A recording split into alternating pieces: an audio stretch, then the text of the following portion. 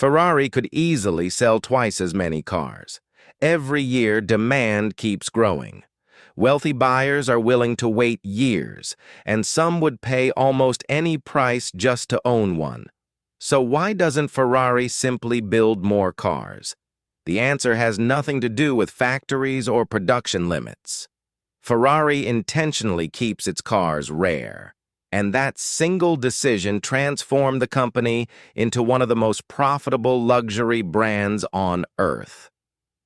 Most people think Ferrari was created to build beautiful sports cars, but that's not how the story began. In 1939, Enzo Ferrari founded the company with one goal in mind: racing. Winning races was everything. Building road cars was never the dream.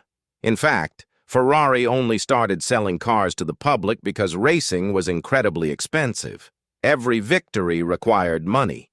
New engines, better technology, skilled mechanics, and constant development all came at a huge cost. Selling road cars became the easiest way to finance the racing team. At first, Ferrari built only a small number of vehicles each year. They were fast, beautifully engineered, and unlike anything else on the road. Wealthy collectors quickly noticed. Demand began to rise. Orders came from Europe, then America, then almost every corner of the world. Most companies would have seen this as the perfect opportunity. More customers usually means one thing: build more products, open larger factories, hire more workers, increase production, make more money. But Ferrari had a completely different idea. Instead of asking, "How many cars can we build?" they asked, "How many cars should we not build?" By the 1970s and 1980s, Ferrari had become one of the most recognizable car brands in the world. Demand kept growing every single year. Wealthy buyers wanted Ferraris, collectors wanted Ferraris, celebrities wanted Ferraris. The obvious solution seemed simple: build more cars, sell more, earn more. But Ferrari believed that would be the biggest mistake the company could ever make. Instead, it introduced one of the smartest luxury strategies in history. Ferrari intentionally limited production. Every year, the company built fewer cars than the market actually wanted. This created waiting lists that sometimes lasted years. For many special editions, having enough money wasn't enough. Some buyers had to prove they already owned several Ferraris. Others had to be personally invited by the company. Ferrari wanted its cars to feel impossible to get, because the harder something is to obtain, the more people desire it. Psychologists call this the principle of scarcity. When something is rare, our brain automatically believes it must be more valuable. Ferrari understood this long before most businesses did. They weren't just selling horsepower, they were selling exclusivity. Every customer who couldn't buy a Ferrari made the brand even more desirable for everyone else. Most car companies compete on volume. Toyota sells millions of cars every year.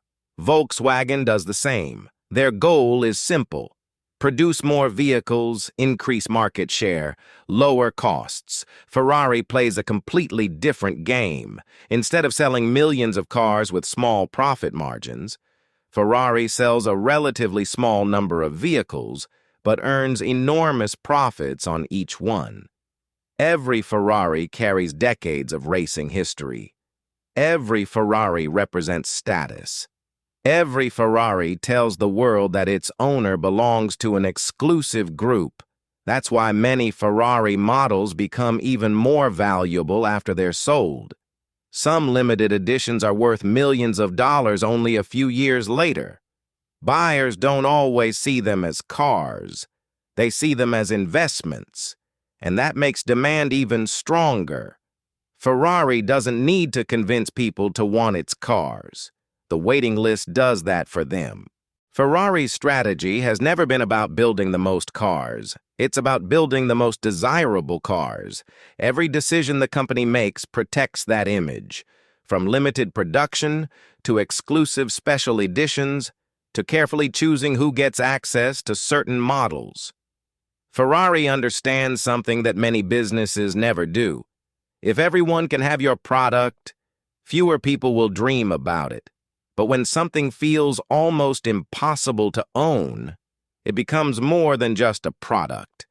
It becomes a symbol of success, a symbol of status, a symbol of achievement. That's why Ferrari doesn't compete with companies like Toyota or Volkswagen. It doesn't need to. Ferrari isn't trying to sell transportation. It isn't even trying to sell sports cars. Ferrari sells emotion. It sells exclusivity. It sells a dream that millions of people want, but only a few will ever experience. And that's exactly why the company remains one of the most profitable car brands in the world. Sometimes the smartest business strategy isn't making more. It's making people want what they can't easily have. Sometimes the world's most successful companies don't win by selling more.